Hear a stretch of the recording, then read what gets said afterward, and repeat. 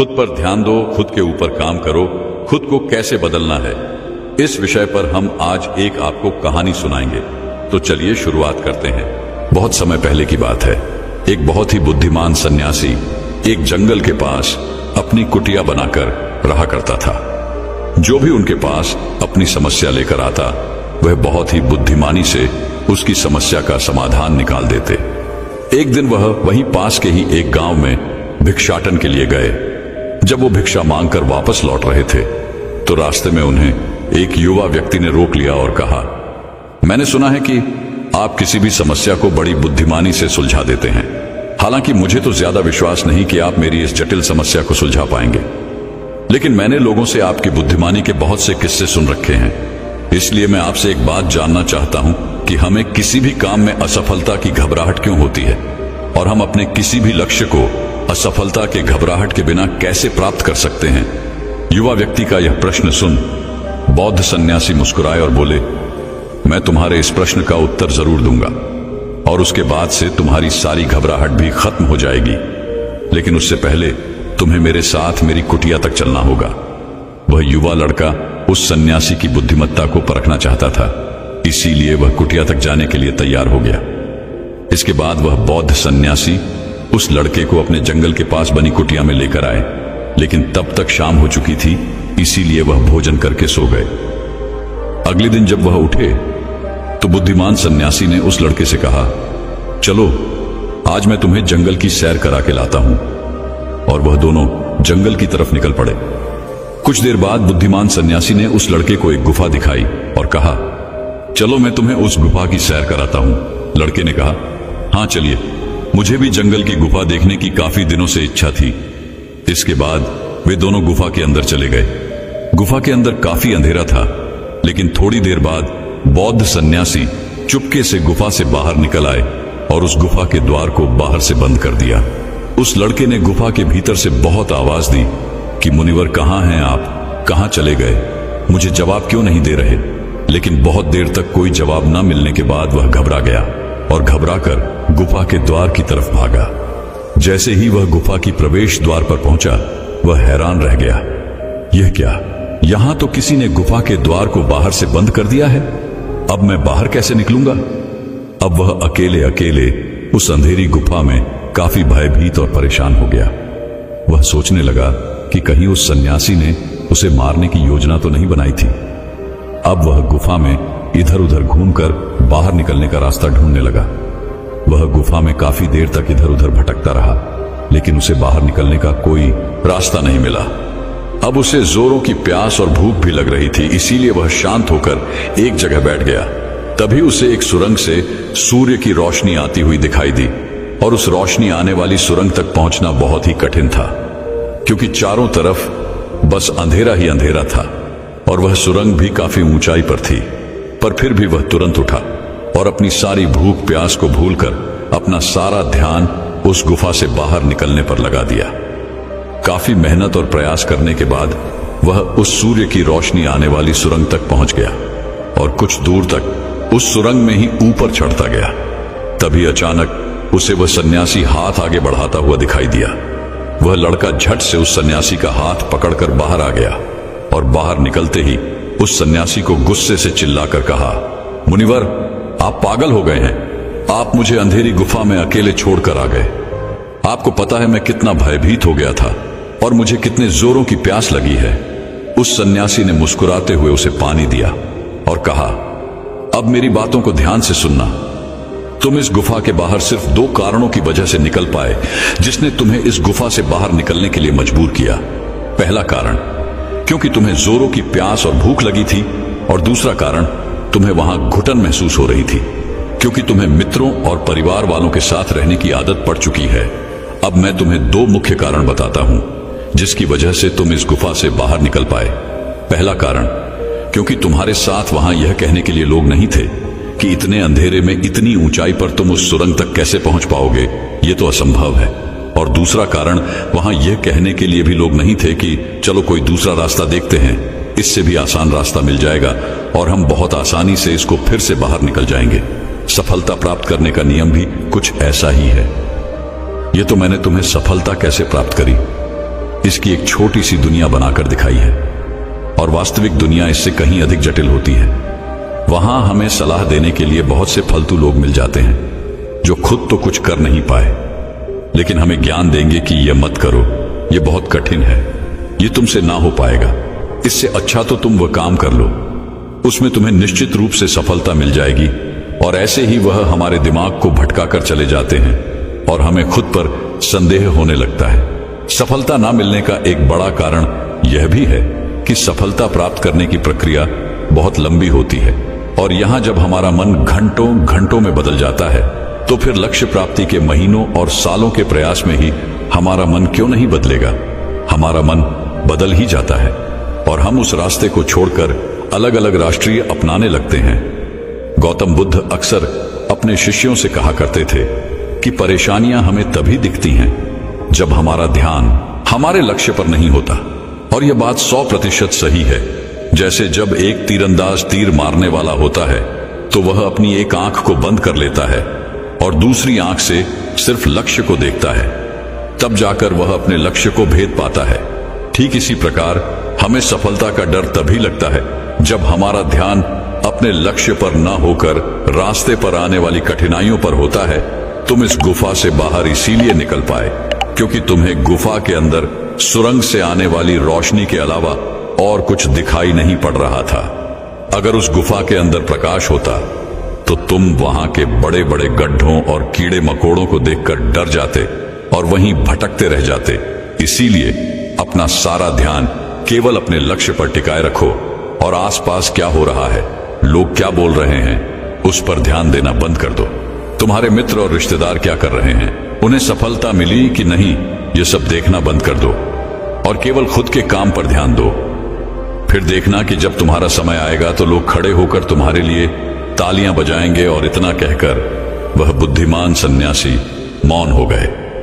उस युवा लड़के ने कहा, मुनिवर, आपने तो आज मेरी आंखें ही खोल दी। आपने कही हर एक बात में ही मुझे बुद्धिमानी नजर आई। आप सच में बहुत बुद्धिमान हैं, इसीलिए सभी आपको बुद्धिमानी का लोहा मानते हैं। मैं आपको वचन देता हूं कि आज से मैं मेरे मन को कभी भी असफलता के डर से नहीं सताऊंगा। मैं अपना पूरा ध्यान सिर्फ अपने काम पर लगाऊंगा और जल्दी ही एक सफल व्यक्ति बनकर दिखाऊंगा।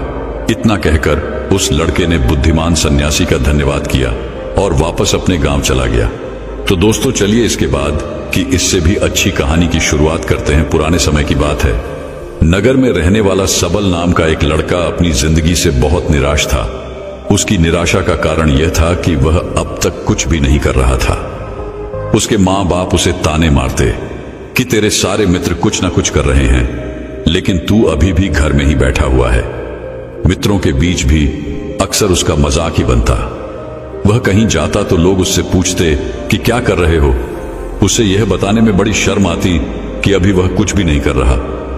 धीरे धीरे उसने रिश्तेदारों के यहां जाना और लोगों से मिलना जुलना कम कर दिया। वह ज्यादातर समय अपने घर में ही बैठा रहता। वह अकेले में रोता, भगवान को कोसता और अपनी किस्मत को दोष देता। अब उसे अपनी जिंदगी बोझ सी लगने लगी थी। कभी कभी वह सोचता कि जब वे कुछ करने के लायक ही नहीं हैं, तो फिर उसके जिंदा रहने का भी क्या फायदा, उसे तो मर जाना चाहिए। एक दिन वह अपने नगर की एक सड़क से गुजर रहा था। तभी उसने देखा कि एक गुरु दुख के ऊपर प्रवचन दे रहे हैं। वह भी वहीं भीड़ में पीछे बैठ गया और गुरु के प्रवचन सुनने लगा। गुरु बोल रहे थे कि दुख एक गुरु की भांति होता है जो हमें जीवन की सच्चाई दिखाता है और हमें सही से जीवन जीने का तरीका सिखाता है। आप चाहें तो अपने दुख रूपी गुरु से जीवन जीना भी सीख सकते हैं और चाहें तो उस दुख में डूबकर बैठकर रो भी सकते हैं। सबल भी गुरु की यह सारी बातें ध्यान से सुन रहा था, लेकिन उसे गुरु की यह बातें सही नहीं लगी। उसने खड़े होकर कहा, दुख कुछ भी सीखा कर नहीं जाता, सिर्फ पीड़ा देकर जाता है। दुख की पीड़ा अनंत होती है। ऐसा लगता है इसके बाद कुछ भी नहीं होने वाला, कुछ भी नहीं मिलने वाला। मृत्यु भी उसके सामने छोटी लगने लगती है। गुरु ने कहा, आखिर क्या दुख है तुम्हें? सबल ने अपना सारा दुख गुरु के समक्ष कह सुनाया और पूछा, क्या आपके पास मेरे इस दुख का कोई समाधान है? गुरु मुस्कुराए और बोले, जिस दिन तुम्हारे पास सच्चा दुख आए उसी दिन मेरे पास लौट कर आना, मैं तुम्हारे दुख का समाधान अवश्य करूंगा। इतना कहकर गुरु वहां से चले गए। सबल ने सोचा, क्या मेरा दुख सच्चा नहीं है? क्या जिस दुख से मैं गुजर रहा हूं वो झूठा है? कोई भी मेरे दुख को नहीं समझ सकता। जब मां बाप नहीं समझ पाई तो गुरु क्या समझेंगे? अपने दुखों से परेशान होकर सबल ने एक निर्णय लिया कि अब वह कुछ करके दिखाएगा। उसने एक छोटा सा व्यापार शुरू किया, लेकिन उसमें उसे सफलता नहीं मिल रही थी। पर उसके घर वाले खुश थे कि वह कुछ तो प्रयास कर रहा है। वह अपने व्यापार में जुटा रहा और उसे धीरे धीरे सफलता भी मिलने लगी। फिर उसने रफ्तार पकड़ ली और सिर्फ 3 साल के अंदर ही वह एक बड़ा व्यापारी बन गया। अब सबल के चारों तरफ ऐसे बहुत से लोग थे जो उसकी चिंता करते थे, उसे पसंद करते थे, उसके काम की प्रशंसा करते थे। अब उसके घर वाले भी उसकी प्रशंसा करते नहीं थकते थे। दिन प्रतिदिन उसके मित्रों की संख्या बढ़ती जा रही थी। अब वह अपनी जिंदगी से बहुत ही खुश था। उसके कुछ मित्रों ने उसे सलाह दी कि जब तुम बड़े व्यापारी बनकर इतने खुश हो तो सोचो कि अगर तुम इस नगर के, इस राज्य के सबसे बड़े व्यापारी बन जाओ तो तुम्हारे पास कितना सुख होगा, कितने लोग तुमसे जुड़ना चाहेंगे, तुम्हारा कितना नाम फैलेगा। स्वयं राजा भी तुमसे मित्रता करना चाहेंगे और जरूरत पड़ने पर तुमसे ही धन उधार लेंगे। मित्रों की यह बात सबल के मन में घर कर गई। अब उसने और भी धन कमाने का प्रयास शुरू कर दिया, लेकिन उसे यह सब कुछ बहुत ही जल्दी चाहिए था। वह यह सब कुछ प्राप्त करने में अपना ज्यादा समय बर्बाद नहीं करना चाहता था। इसीलिए उसने ऐसे भी कार्य करने शुरू कर दिए जो उचित नहीं थे। उसने बड़ी मात्रा में अपने मित्रों से धन उधार लेना शुरू कर दिया। ज्यादा मुनाफा कमाने के लालच में अपने सामान में मिलावट करने लगा। उसने दूसरे व्यापारियों के खिलाफ षड्यंत्र भी रचे, उन्हें डराया धमकाया। जैसा जैसा उसके मित्र उससे कहते गए वह वही करता गया। वही इन तरीकों से ज्यादा धन तो कमा रहा था, लेकिन अब उसके जीवन में सुकून ही रह गया था। उसके मन की शांति गायब हो गई थी। उसे रातों में नींद नहीं आती थी। वह किसी उधेड़बुन में लगा रहता था। सुख सदन की सारी वस्तुएं होने के बाद भी उसे किसी में सुख नहीं मिल रहा था। एक दिन सबल अपनी गाड़ी में सवार होकर कहीं जा रहा था। तभी रास्ते में उसे गुरु का आश्रम दिखा। वह रुक गया। वह गुरु के पास जाकर बोला, गुरुदेव, आपने कहा था कि जब तुम्हारे जीवन में सच्चा दुख आए तब मेरे पास आना। अब मैं बहुत दुखी हूं। मेरे रातों की नींद गायब हो गई है। मुझे कहीं सुकून नहीं मिल रहा। इस तरीके से सबल ने अपनी सारी समस्या गुरु के सामने कह सुनाई। गुरु ने कहा, जब तुम मुझसे पहली बार मिले थे तब भी तुम किसी दुख में थे। तुमने उस दुख से क्या सीखा? सबल ने कहा, मैंने सीखा कि सिर्फ सोचने और चिंता करने से कुछ नहीं होता। अपनी सोच को सच करने के लिए कर्म करना पड़ता है, और सिर्फ कर्म करने से भी कुछ नहीं होता। अपने कर्म को अंतिम पड़ाव तक ले जाना भी आवश्यक होता है। चाहे रास्ते में कितनी ही मुश्किलें आए, मन कितना ही निराश हो, कितना ही लगे कि अब आगे कुछ भी नहीं होने वाला, तब भी यह मानकर चलो कि मैं जो भी कर रहा हूं उसमें सफल अवश्य होऊंगा। लोग सिर्फ सफल व्यक्ति को ही सम्मान देते हैं। फिर चाहे कोई कितना ही अच्छा क्यों ना हो, वह लोगों की नजरों में बोझ ही होता है। यह सब सुन गुरु मुस्कुराए और बोले, यह असली दुख नहीं है। जब तुम्हारे जीवन में असली दुख आए तब मेरे पास आना, मैं उसका समाधान अवश्य करूंगा। सबल ने जाते समय गुरु को सोने के सिक्कों से भरा एक घड़ा भेंट किया। घड़ा देखकर गुरु ने कहा, यह मेरे किसी काम का नहीं, इसे उस पेड़ के नीचे गड्ढा खोदकर दफना दो। सबल ने गुरु के कहे अनुसार घड़े को पेड़ के नीचे दफना दिया और वहां से चला गया। कुछ दिनों तक तो व्यापार अच्छी तरक्की कर रहा था, लेकिन गलत व्यापार की वजह से ही धीरे धीरे उस व्यापार में घाटा होने लगा। उसकी सारी धन संपदा धीरे धीरे खत्म होने लगी और एक दिन ऐसा आया जब उसके पास कुछ भी नहीं बचा और वह कर्जे से भर चुका था। लेकिन वह निश्चिंत था क्योंकि उसने सारा कर्ज अपने मित्रों से ही लिया था। वह सोचता था कि उसके मित्र बुरे समय में उसका साथ देंगे, लेकिन ऐसा कुछ भी नहीं हुआ। बुरा समय आते ही मित्रों ने ही सबसे पहले अपना उधार मांगना शुरू किया और उधार वापस न करने पर जान से मारने की धमकी भी दी। उसके शुभ चिंतक, उसे चाहने वाले सब उससे दूर हो गए। उसके वो मित्र जो उसके साथ मौज मस्ती किया करते थे अब उससे दूर भागने लगे। उसके परिवार वाले उसे उसकी गलतियां और कमियां गिनाने लगे। उसकी सारी संपत्ति नीलाम हो गई और उसके पास कुछ भी नहीं बचा। उसने अपने पिता से सहायता मांगी तो पिता ने कहा, मेरे पास यह थोड़ी सी ही संपत्ति है, अगर मैं यह भी तुम्हें दे दूंगा तो तुम्हारी मां को कहां रखूंगा? यह संपत्ति ही हमारा आखिरी सहारा है। सबल के भीतर बहुत गहरा दुख था। उसके आसपास ऐसा कोई भी नहीं था जो उसके दुख को समझ सके, उसे संभाल सके। लोगों से मिले इस धोखे और विश्वासघात की वजह से ही वह अंदर तक टूट गया। उसे लगने लगा, अब जीने का क्या मतलब? अब तो मृत्यु ही एकमात्र सहारा है। वह आत्महत्या करने एक पहाड़ी की तरफ जा रहा था कि तभी उसे याद आया, गुरु ने कहा था, जब तुम्हारे जीवन में असली दुख आए तब मेरे पास आना। सबल गुरु के पास गया और अपना सारा दुख कह सुनाया। वह आंखों में आंसू भरकर बोला, मेरे इस दुख का समाधान कीजिए गुरुदेव। गुरु ने कहा, जब तुम्हारे जीवन में असली दुख आए तब मेरे पास आना, मैं उसका समाधान अवश्य करूंगा। सबल ने कहा, अभी जो मेरे जीवन में घट रहा है वह दुख नहीं है। आखिर असली दुख होता क्या है गुरुदेव? गुरु ने कहा, सबसे पहले तुम यह बताओ कि तुमने अपने इस दुख से क्या सीखा? सबल ने कहा, मैंने सीखा कि जो लोग हमारी सफलता, हमारी तरक्की की वजह से हमारे जीवन में आए हैं वह हमें धोखा अवश्य देंगे, क्योंकि वह बुरे समय में हमारे साथ खड़े नहीं होंगे। वह केवल अच्छे समय में हमारा फायदा उठाएंगे और बुरे समय में छोड़कर चले जाएंगे। भरोसा केवल उन्हीं लोगों पर करना चाहिए जो हमारे बुरे समय में, असफलता के समय में हमारे साथ खड़े रहते हैं। लेकिन ऐसे लोग बहुत ही कम होते हैं, पर जिसके पास होते हैं उन्हें उनकी कद्र करनी चाहिए, उनका अपमान नहीं करना चाहिए। मैंने यह भी सीखा कि कभी किसी के खिलाफ षड्यंत्र नहीं करना चाहिए, ईमानदारी और धैर्य के साथ अपना काम करना चाहिए और कभी लालच नहीं करनी चाहिए। अपना सारा दुख और अनुभव बताने के बाद सबल आंखों में आंसू भरकर गुरु के सामने बैठा रहा। थोड़ी देर बाद गुरु उठे और उस पेड़ के नीचे गड्ढा खोदकर वह घड़ा बाहर निकाला जो सोने के सिक्कों से भरा हुआ था और उस सबल को दे दिया और कहा, जब तुम्हारे जीवन में असली दुख आए तब मेरे पास आना। सबल ने गुरु को धन्यवाद दिया और उन्हें प्रणाम कर वहां से चला गया। उसने उस घड़े से एक छोटा व्यापार शुरू किया और वह एक छोटा व्यापारी बनकर भी खुश था। उसने पूरी लगन और ईमानदारी से व्यापार किया। देखते ही देखते वह अपने नगर का फिर एक बड़ा व्यापारी बन गया। उसका जीवन खुशियों और सुविधाओं से भर गया।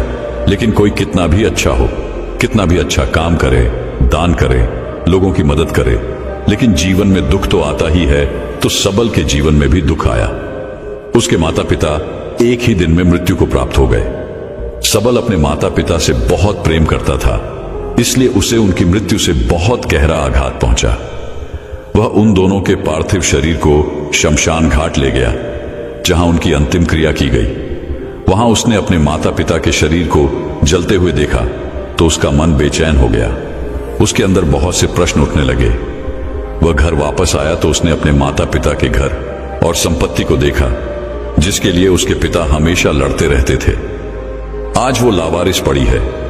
आज उसकी देखरेख करने वाली, उसके लिए लड़ने वाली इस दुनिया से ही चले गए। उसके पिता ने जो भी कमाया था, जो भी बनाया था, वह सब यही रह गया था। एक दिन पहले तक किसी से भी अपनी संपत्ति के लिए लड़ जाने वाले उसके पिता आज खुद इस दुनिया से अलविदा हो गए थे। उसका मन इसी तरह के अनेक विचारों के बवंडर में फंसा हुआ था। उसे अंदर से अकेलापन और डर महसूस हो रहा था। उसे कुछ खालीपन सा महसूस हो रहा था। उसे लग रहा था कुछ तो है जिसे वो समझ नहीं पा रहा। इसीलिए वो गुरु के पास गया। उसे देखते ही गुरु ने कहा, क्या जीवन में कोई दुख है? सबल ने कहा, वैसे तो जीवन में कोई दुख नहीं है गुरुदेव, सब सुख है, सब अच्छा चल रहा है। लेकिन आज मेरे माता पिता की मृत्यु हो गई। इस घटना से मेरा मन बहुत दुखी और बेचैन है। गुरु ने कहा, इसमें दुखी होने वाली कौन सी बात है? एक दिन तो सभी के प्रियजनों को मरना ही है। हमेशा जीवित न तो कोई रहा है और न ही कोई रहेगा। एक दिन तो तुम्हें भी मरना ही है। हो सकता है कल ही मर जाओ या आज भी मर सकते हो। सबल ने कहा, यह आप क्या कह रहे हैं गुरुदेव कि मैं भी मर जाऊंगा? पर मैं तो अभी जवान हूं। गुरु ने कहा, इस भ्रम में तो सभी जी रहे हैं कि मृत्यु दूसरों को आती है, बूढ़ों को आती है।